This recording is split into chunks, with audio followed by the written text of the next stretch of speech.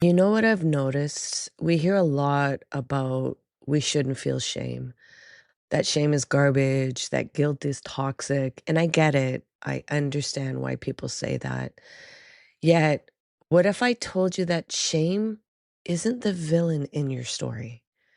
What if shame is actually a bodyguard? Stay with me, okay? I know some of you guys are going to be like, what? Bodyguard? Bodyguard to what?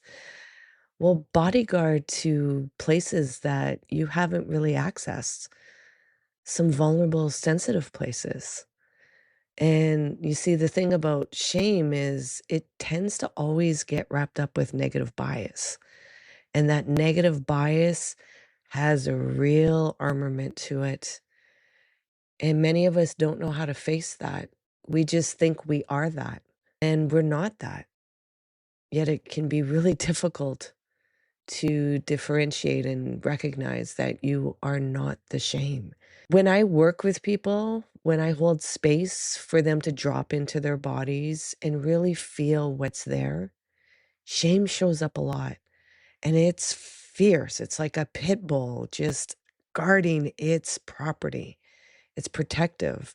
It's that part of you that hunches your shoulders, that makes you wanna hide, that creates this tension that feels like there's a cat about to pounce with your back against the wall, or maybe it's like it becomes really intensified with that negative bias I just mentioned and has you filled with doom and fear and apathy. Yet here's what most people don't understand. Shame isn't trying to hurt you. Shame is trying to protect you from something deeper, something more vulnerable, something that feels too tender, too raw, too exposing to touch. So imagine if it has that role, how is it going to let go of it? And that's where your work starts to develop and you begin creating these tools to integrate the shame, to feel it. And we learn that our story and expressing it is important, yet the way that we hold it is very impactful. It's the difference between we being able to use the power or the power is used to suppress and keep us prisoner.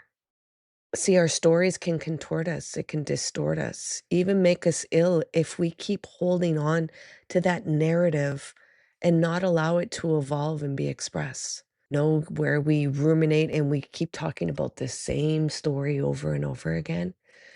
That's a bit of shame holding on, not thinking that we can go beyond this, that we have to keep saying this same story because that's the only way that we'll be protected.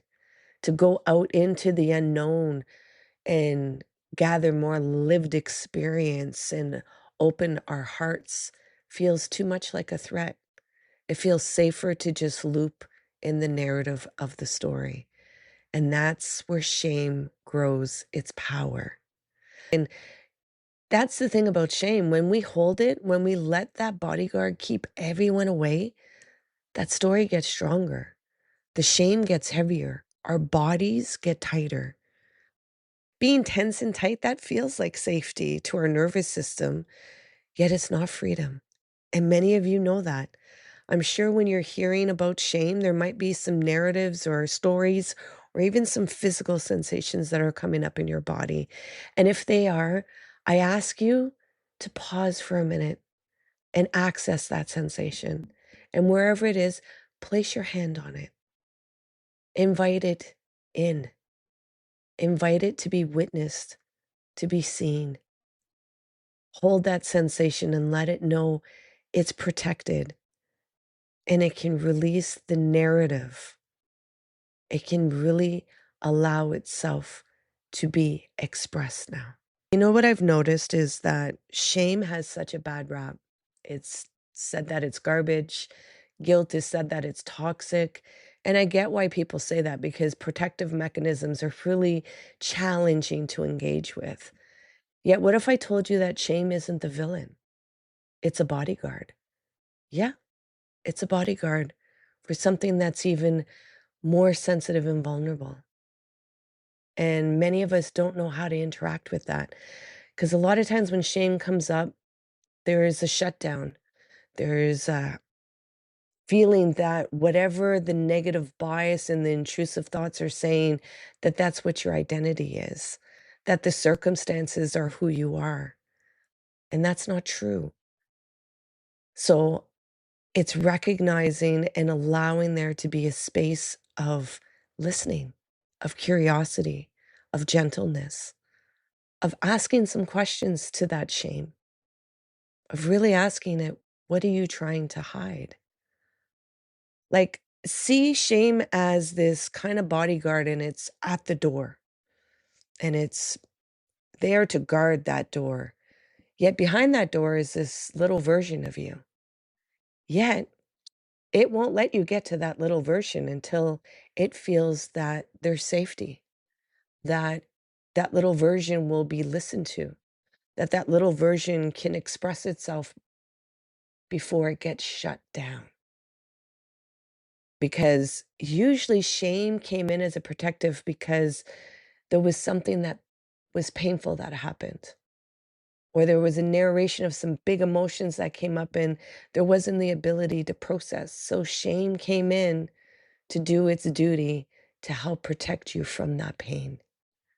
And what we know about pain is there's no avoiding it.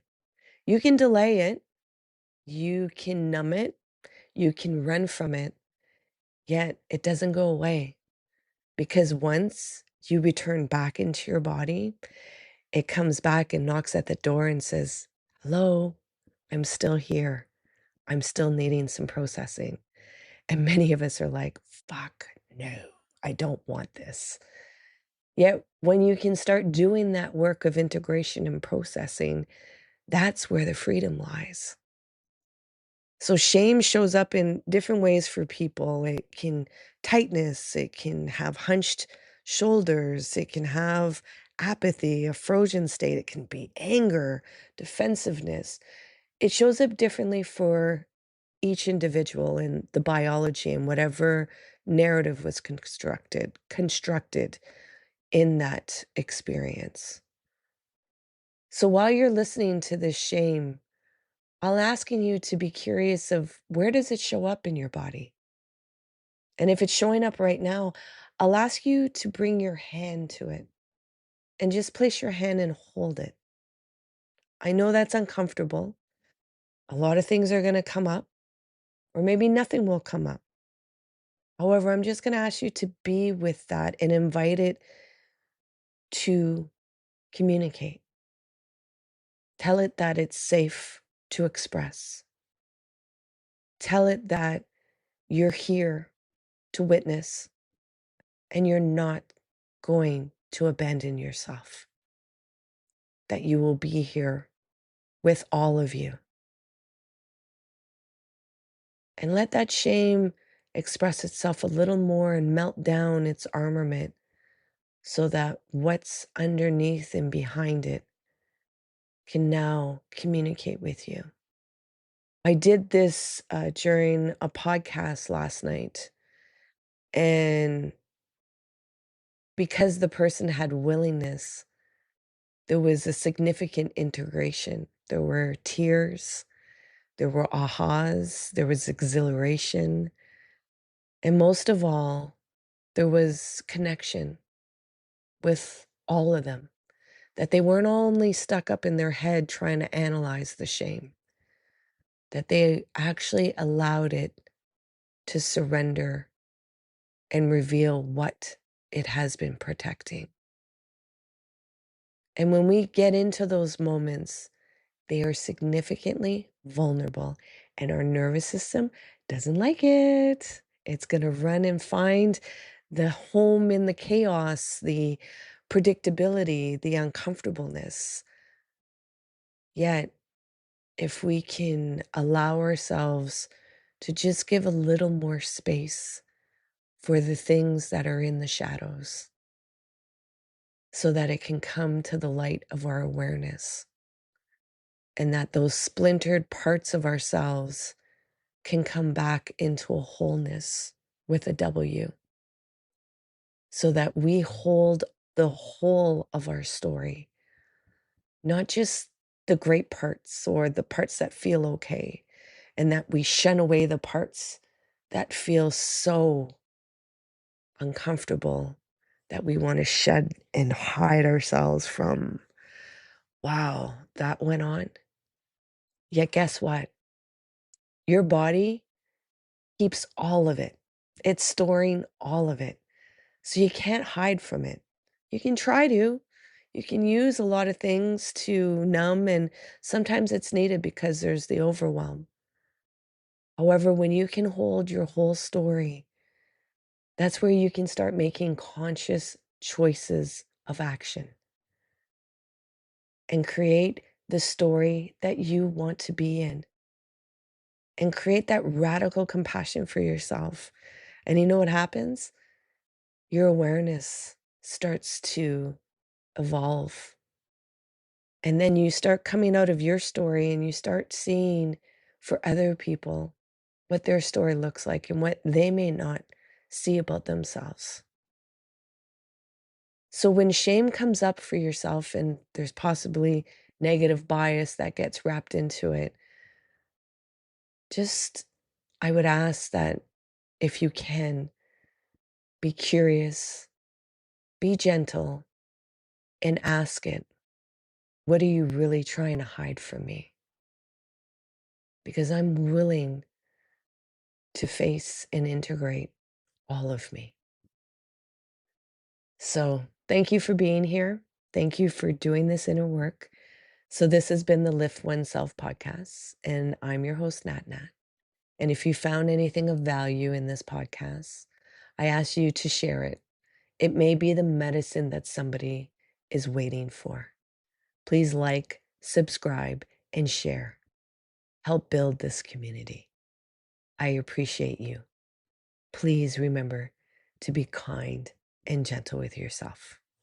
You matter.